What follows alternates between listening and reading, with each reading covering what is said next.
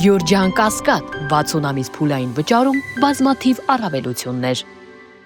Որակում իշխանությունները ԱՄՆ փոխնախագահի այցը այս այցի հետ կապված օրակարգ մի քանի հարցերից այսպես ներկայացրել են միջգային էներգետիկա, ատոմակայանը, այս հարցերից շրջանակից բացի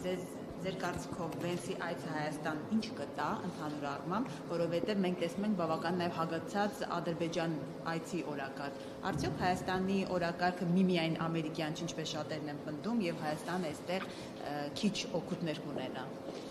Ես ակնկալում եմ, որ Հայաստանի իշխանությունները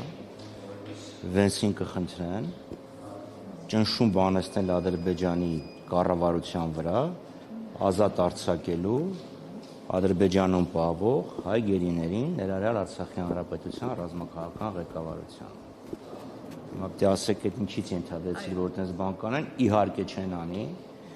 բայց ընդդիմությունը եւ հասարակությունը այդ հարցը պետք է ԱՄՆ փոխնախագահ Վենսի քայլեր ձեռնարկի, որպեսզի այդ հարցերը փոխնախագահ Վենսը քննարկի Ադրբեջանում։ Մյուս խնդիրը Հայաստանի ապաշրջափակման հարցն է։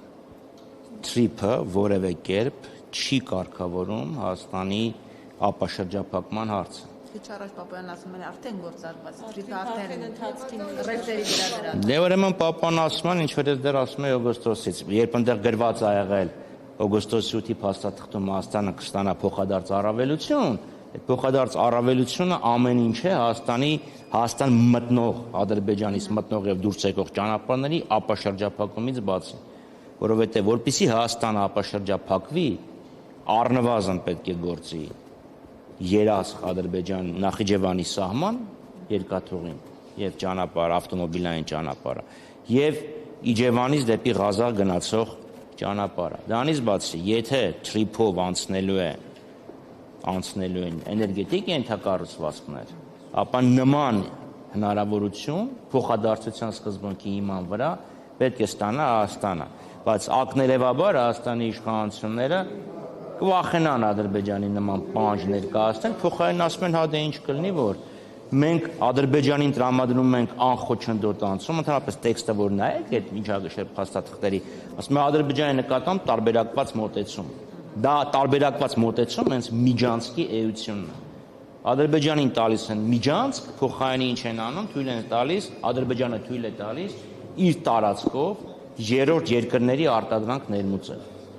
ներմուծել, այլ ոչ թե արտահանել։ Այդ է իրանց ասածը։ Իսկ մենք ասում ենք, դա պետք է լինի փոխադարձության սկզբունքով։ Ինչ դու ես տալի, պետք է նույնն էլ Ադրբեջանը տա։ Այսինքն հայկական գնացքները պետք է կարողանան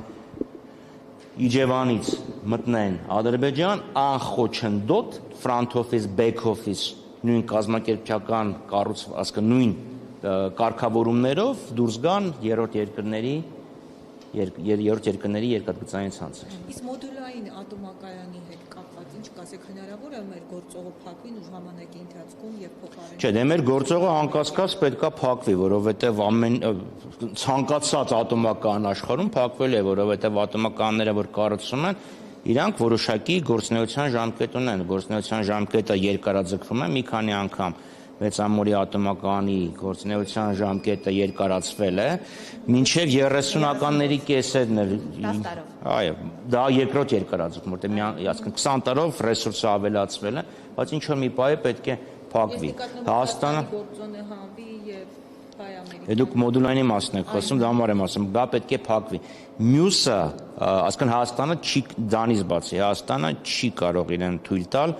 ատոմային էլեկտրակայան չունենալ, որովհետև ատոմային էլեկտրակայանը Հայաստանը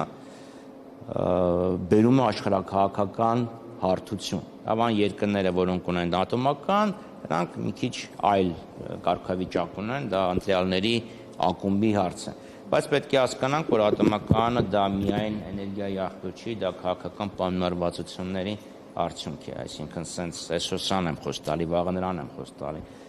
ֆրանսիացիների հետ են բանակցում, ամերիկացիների հետ են բանակցում, ռուսների հետ են բանակցում, ելքը պետք է բանակցես, բայց քաղաքական կողմնորոշումը այստեղ ավելի կարևոր է եւ ապահովությունն իհարկե պահելով։